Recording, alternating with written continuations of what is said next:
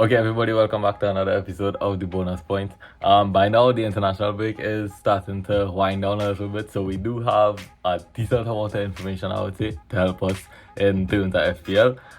One quick thing about the international break: the only problem that seems to be coming up right now is it looks like the South American players might be playing a bit close to the return of the Premier League again. So if you remember from last time, we had a decent amount of South American players either missing games entirely over the weekend or just getting a substitute appearance.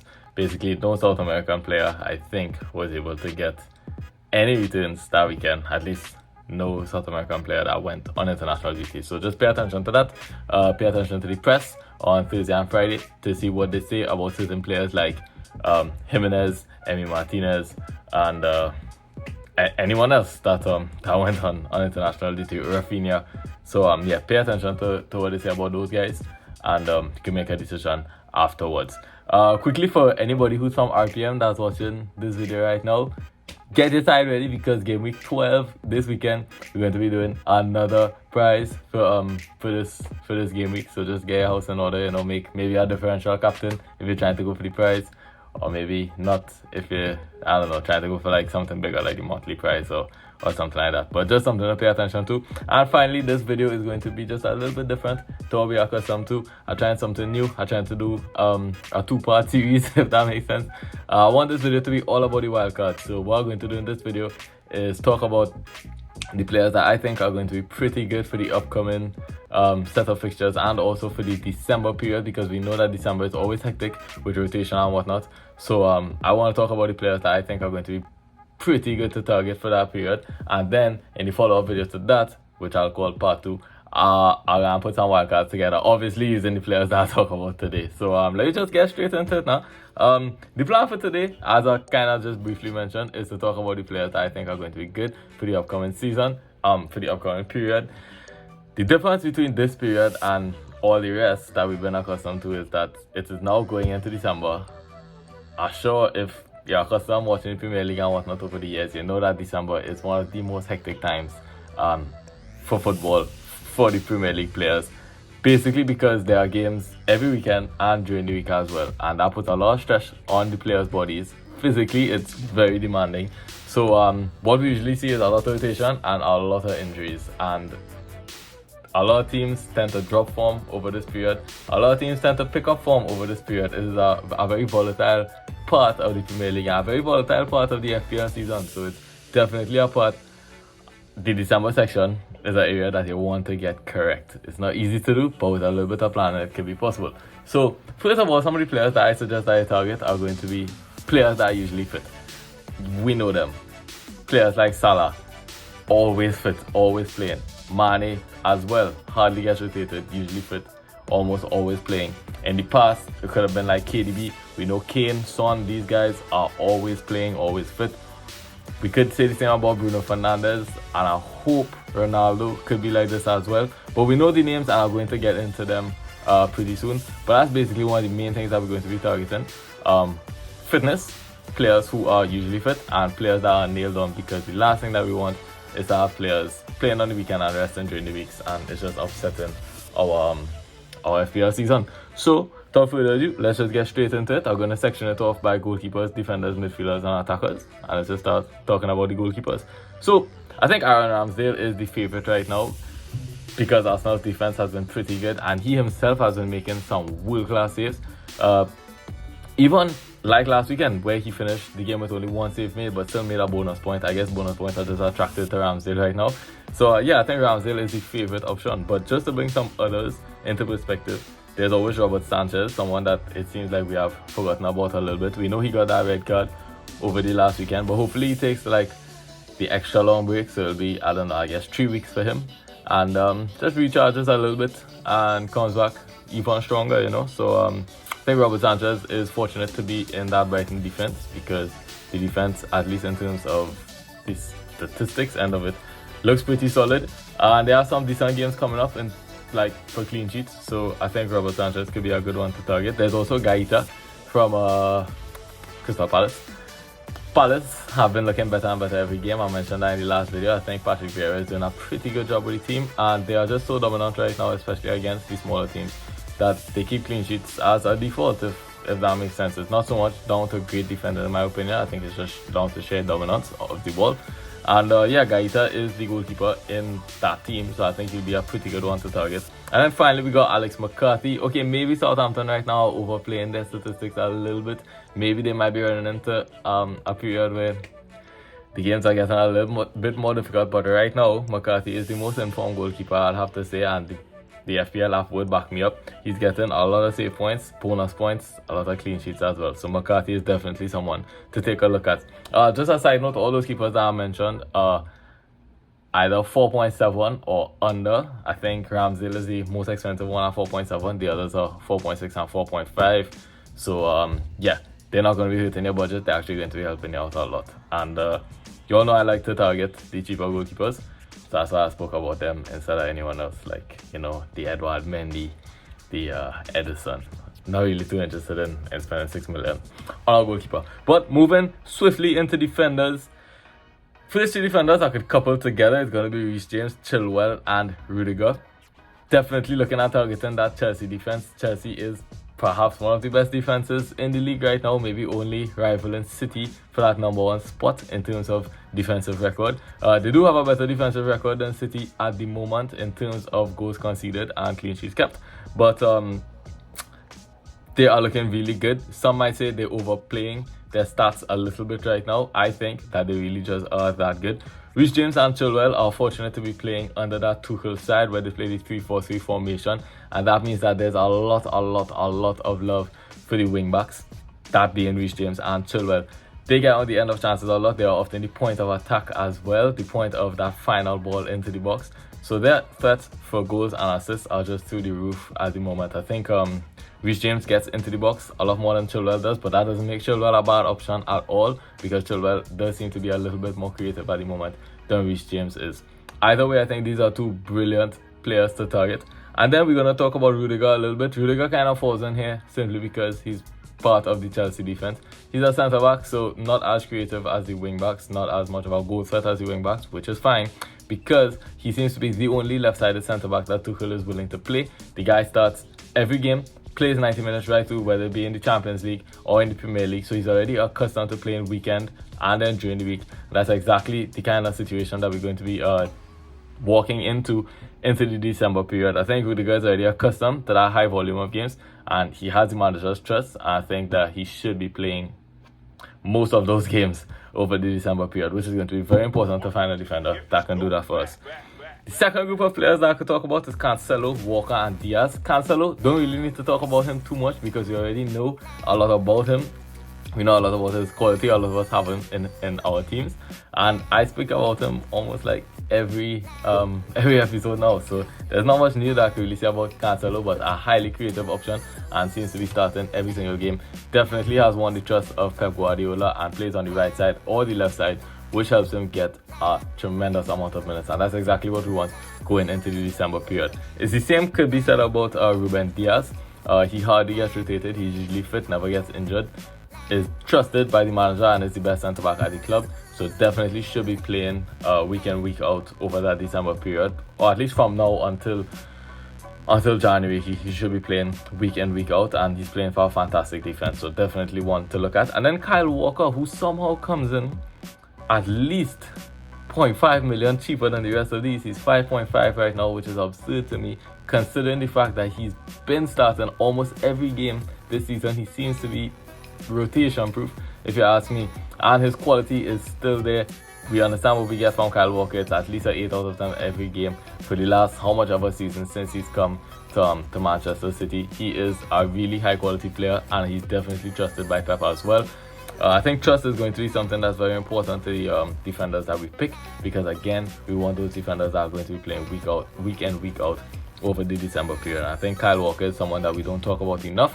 I think he's a decent part of the attack. He's definitely more attacking than Ruben Diaz, and he's been known to pop up with a goal from outside the box every maybe 1 in 10, 20 games. But yeah, maybe over the December period while we own him, Kyle Walker could be a decent option to go for. And then moving into Trent Alexander-Arnold, Liverpool's games from now until January just look fantastic. I think Trent is possibly the most creative defender in the league right now. He's being rivaled by Cancelo and Reece James, but I think he manages to edge it and comes out on top. The only thing that goes against him, honestly, is his price, because everything else is there.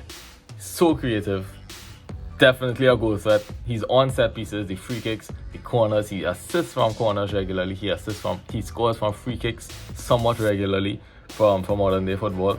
And there is no other right back at the club, or no other natural right back at the club, I should say. So he looks to be set on to start every game throughout the December period. That's the only reason that I didn't go for Robertson, because as good as Robertson is, I think he's just a little bit too pricey for a guy that looks like a rotation risk at the moment. I think that when it comes down to Robertson having to play 4, 5, 6 games in a row, I think Mccarthy would come in for a little bit. That, coupled with the fact that it seems that Robertson got a hamstring injury over the international break, we're not too sure about him right now. So definitely Trent. I don't think I'll be looking at Robertson. Moving on to Reguilon. He's playing for what should be a rejuvenated Spurs team under the new manager Antonio Conte. We know Conte is a very defensive manager, so just based on that, we're hoping that Reguilon will be able to keep some clean sheets. But again, Conte, similar to Tuchel, has switched to a 3-back formation, which means that the wing-backs are getting so much love. I looked at the first game against Everton, and although they didn't score, Reguilon probably got the best chances of the game, and he probably managed to create the best chances of the game as well. So Reguilon in that left wing-back position seems to be nailed, seems to be on to play for most of January, if not all of January, and I think he's going to be a good option just because of that. I think his attacking numbers are about to go through the roof compared to his last couple of seasons. I think he had the quality that we've seen from La Liga. He just needs to transfer that over into the Spurs team now, because in my opinion, he's been underperforming. But hopefully the new manager Conte will be able to get the best out of him, and he should become a demon in FPL. I think this is a pretty good one to go ahead and take a bet on.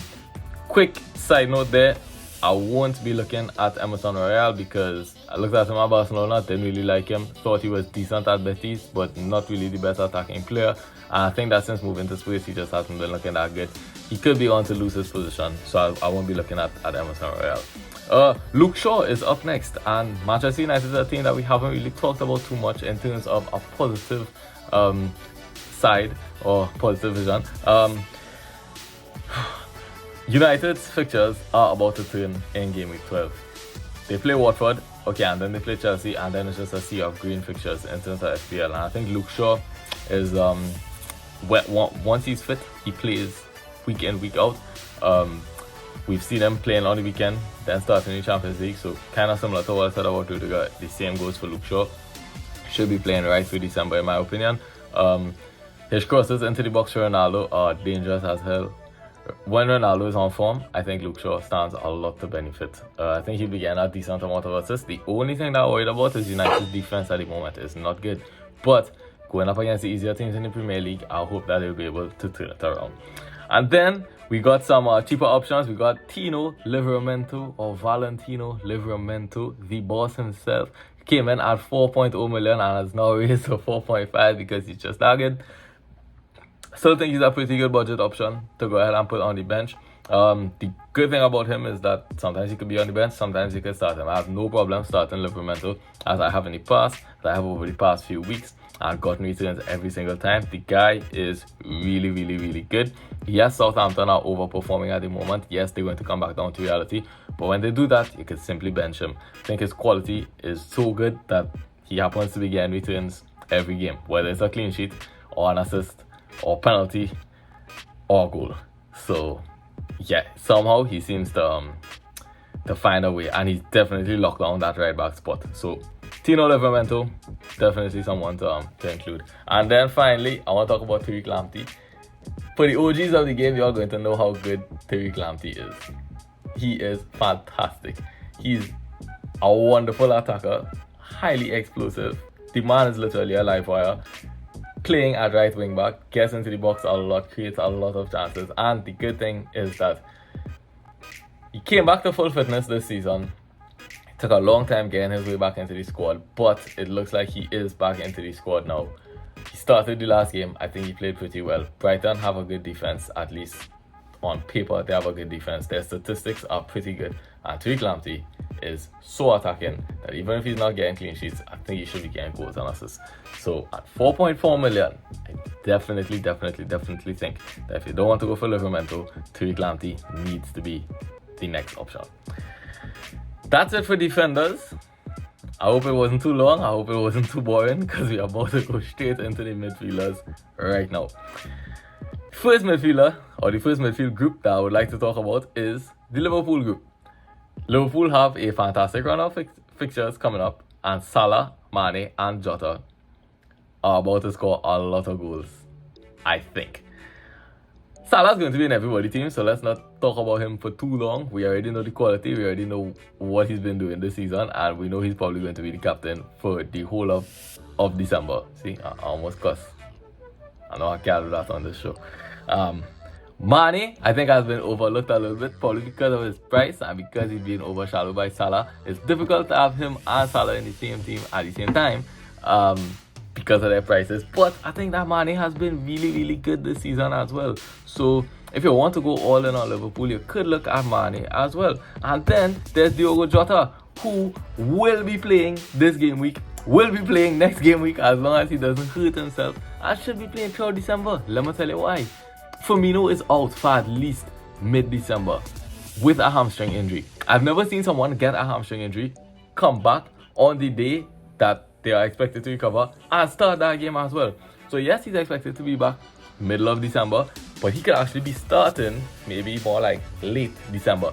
At which point, the AFCON is going to begin, where we will see Salah having to go and play for Egypt, Mane having to go and play for Senegal. What does that mean for Jota? Back in the damn team. So I really think that Jota should be on for a lot of starts and a lot of minutes over the December period.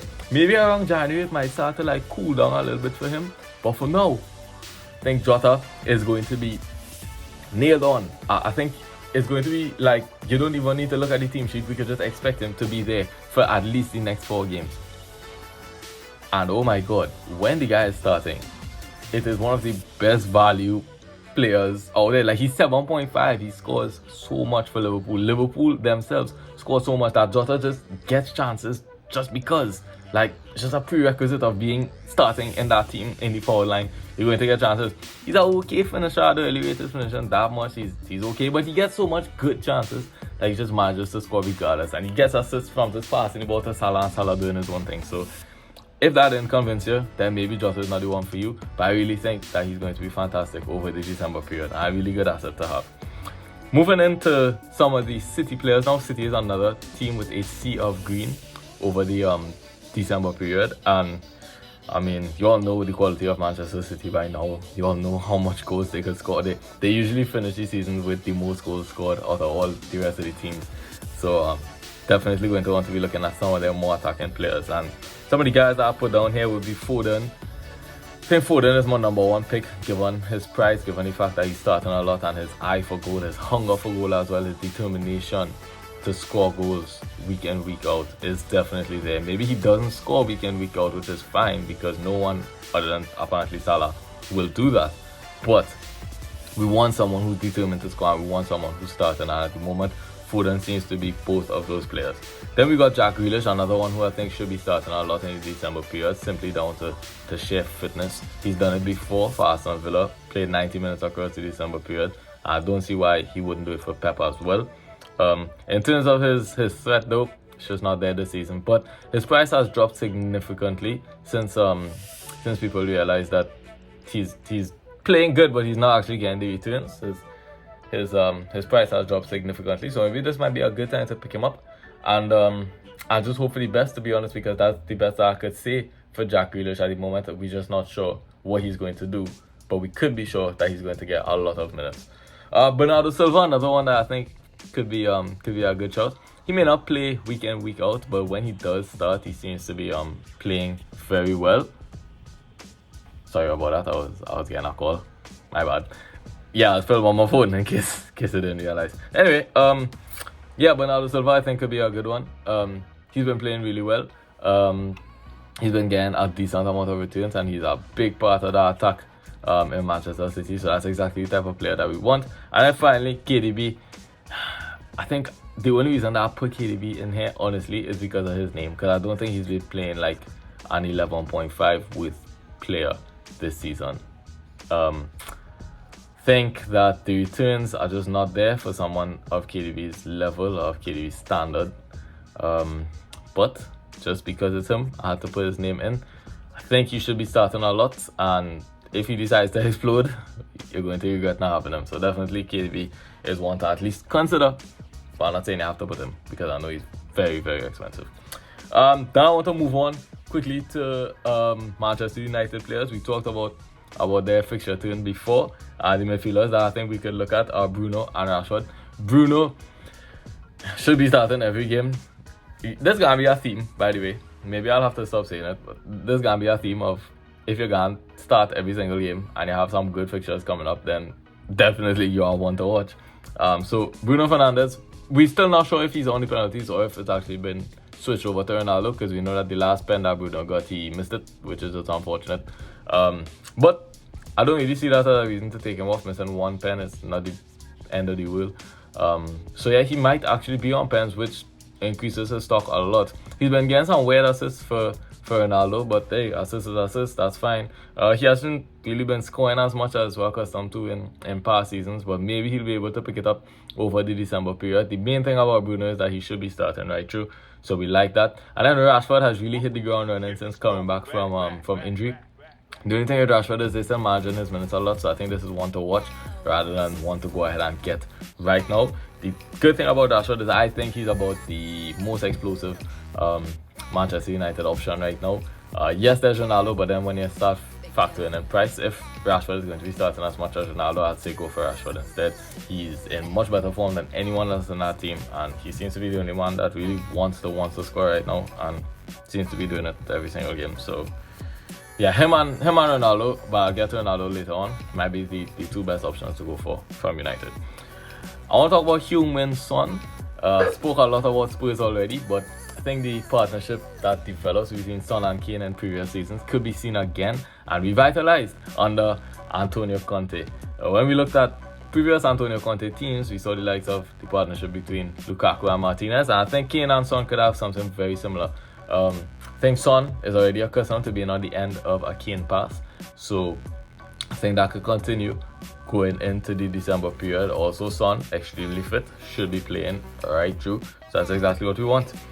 Mason Mount from Chelsea is going to be the only Chelsea midfielder that I'm going to talk about.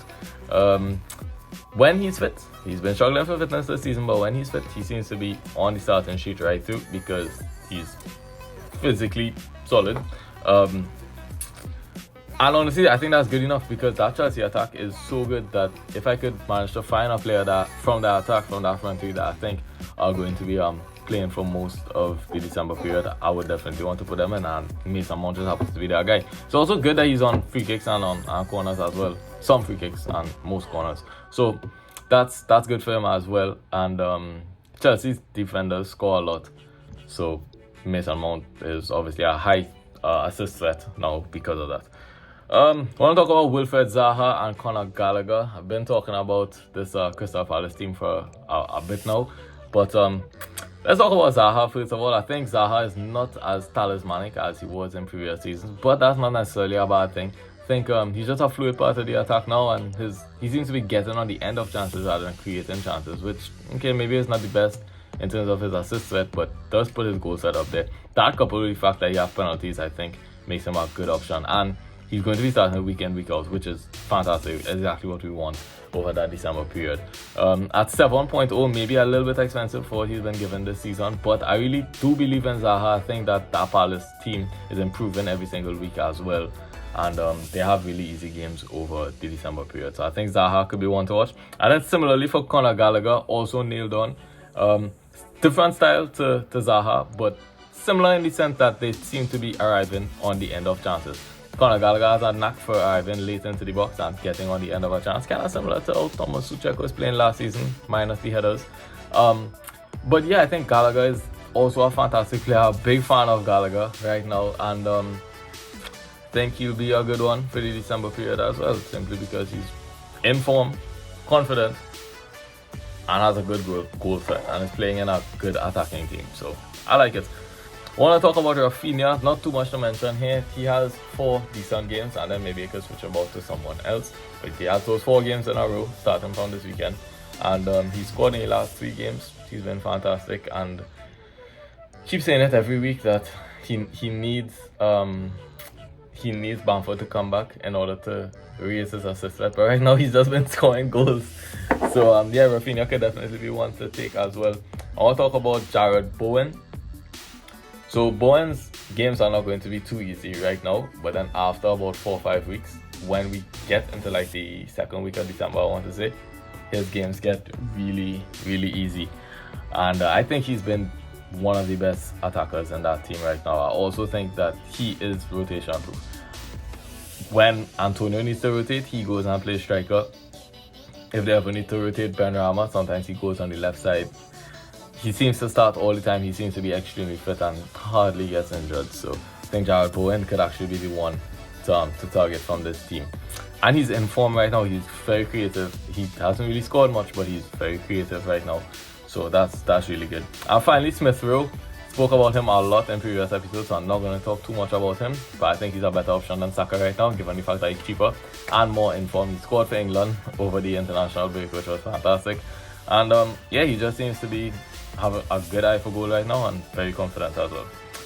And okay, don't worry, the episode is almost done. I know this is a long one, I know we're dragging on, but we're just going to talk about the forwards, which I think could be an important part. Then we're going to close up. So I want to talk about, first of all, Harry Kane. This might be the best forward to take over this period. Just because of his partnership with Son, because of the new manager, Antonio Conte. Very excited for Spurs right now, and they have really easy games coming up. At least over the next 5 games, I think Kane should be scoring a lot of goals. And he just scored 7 goals over the international break. That is insane. Whether that means that he just likes to score against the easier teams or he just likes to score for England, only time could tell. But we hope that is the former option because he has really easy games to play when coming back to the Premier League. So I hope that he should be able to score. Let's get a hat-trick somewhere in there. Let's get a hat-trick, Kane. I know he hasn't started the season too well. People saying that he washed and it's minor in it and this and that. But this is Harry Kane. This is the best striker in the Premier League that we're talking about. So if he has some easy games, definitely think that he's one to go ahead and get. And in terms of rotation, it's not a risk. That guy plays right too. He's on the penalties. He is the focal point of the team. He is the talisman. He is Harry Kane. Definitely one to consider. And then similarly to that is Renaldo, who I can say the same thing for in terms of Manchester United. Easy games, should be playing week in, week out. Is the talisman. Should be on penalties in my opinion, but we won't talk too much about that. But Renaldo, given the fixtures that are coming up, is a really good one to consider as well. And the fact is, he rotates pretty well with Harry Kane. You could go for Harry Kane over the next 5 games. And as soon as Kane finishes playing Norwich, Renaldo plays Norwich the week after. You can get him for that game and then move on for the next 5 games with Renaldo. So I think these 2 guys rotate really well, and I think it should get one of them at least. I want to talk about Jimenez and Hwang together. Wolves have been kind of off and on under the new manager. Sometimes they score a lot of goals, sometimes not. The good thing is that they always seem to be decent when it comes to attacking. It's just that sometimes they don't score. I think Jimenez might have been a little bit unlucky in some of the most recent games when it comes to scoring goals. He has scored, but not as much as he should have. He hit the post a decent amount of times. But the good thing is that Jimenez is now getting some of the best quality chances in the team. So that's good. He's also on penalties and he also is rotation proof. So that's also good. And Wolves have a mixture of easy and difficult games over the December period. So I think it would be okay to go for Jimenez. And similarly, I can say the same thing about Hwang. He's not on pens, but I think at this point he should be rotation proof as well. He is very fit, which we've known from previous seasons. He plays a lot of football. Absolute live wire. Maybe a better finisher than Jimenez, because when Hwang gets a chance, it seems like he's scoring them right now. Maybe it's confidence, maybe it's quality, who knows. But at that price point, Hwang cannot be denied as well. Definitely one to consider. Jamie Vardy, his next 5 games are looking brilliant. There's Chelsea, and then after that, it looks really good. So I think Vardy is one to consider as well. I think it may be difficult if you're going for Kane to include Vardy as well, but maybe if you didn't want to go for Kane, Vardy could be someone to look at. Michail Antonio, Next couple of games are difficult, but then at around the start or middle of December, they turn for the best. Same thing I was talking about with Bowen. Obviously, it's the same team. Antonio, maybe on pens. He came out and said that he doesn't really like to take penalties, but hopefully they just ask him to stay on the penalties anyway. He's fantastic. A very important part of the attack. Gets on the end of goals a lot. His quality this season has just been through the roof, and I think when it comes back to easier games for West Ham, that Antonio is going to be undeniable. Gabi Jesus is another one I want to talk about. We spoke about how good Manchester City's games are going to be, and Jesus, although it seems kind of counterintuitive to play a forward that's a guy listed as a forward that actually playing on the wing, it's kind of the opposite of what we like to look for. I think the wing has actually been pretty good for Jesus. He's getting on the end of a lot of chances, maybe more chances than you would have get as a striker in this particular team. It's just the system. It calls for the wingers to get into the box and get on the end of chances a lot, and Jesus is doing that, and he's scoring a lot of goals as a result. He's a big part of the attack, and yes, he may be rotated over the December period, but this is more of a punt than a definitely go and get, in my opinion. Lukaku is making a comeback. Maybe he won't play this weekend, we're not too sure, but over the December period, should be playing right too. He's done this before, played a high volume of games, so it's something he's accustomed to. He's been back in training this week following his injury, so I think he should be good to go. And yeah, Lukaku is the real deal. I understand he hasn't scored much goals in the Premier yet, but it's going to happen. It's going to come. So definitely when Big Rom hits form, he's someone you're going to want to have. And then the last two players I want to talk about, like differentials, I should say. And there's Callum Wilson, has a decent run of fixtures coming up. It looks okay. He should be rotation proof. The only problem, and he's on the penalties, the only problem with him is that he's prone to injury. So maybe he might not, like, his body might not stand up over the December period. I'm not trying to call an injury on him, but I'm just saying the reality is that he's prone to injury. So we're not sure if his body would actually stand up, or we don't know if the manager will take precautionary measures and just bench him sometimes or give him a rest. And then finally it's Ivan Toney. Not too sure why this guy's on the list, to be honest. He seems to continue to be on my list, even though he's just not performing, but he looks so good when he plays. Like, it's hard to deny that he is a good player. It's just he's not good for FPL, if that makes sense. But he's on the penalties. He will be playing 90 minutes throughout the December period, and he's very cheap, so that could be a reason to go ahead and get Ivan Toney. But that is it. I'm closing my notebook. I'm putting it away because the video is now done. That's part 1 of our wildcard series done. We're gonna see you all again maybe tomorrow or maybe on Thursday to wrap up part 2, and then we got one more video before game week 12, which is going to be the usual, talk about the captains, talk about what we're expecting in game week 12. For now, enjoy the rest of the international break and get ready for game week 12 this weekend. Finally, the Premier League is back. So I'll see you all again in the next episode. Okay, goodbye.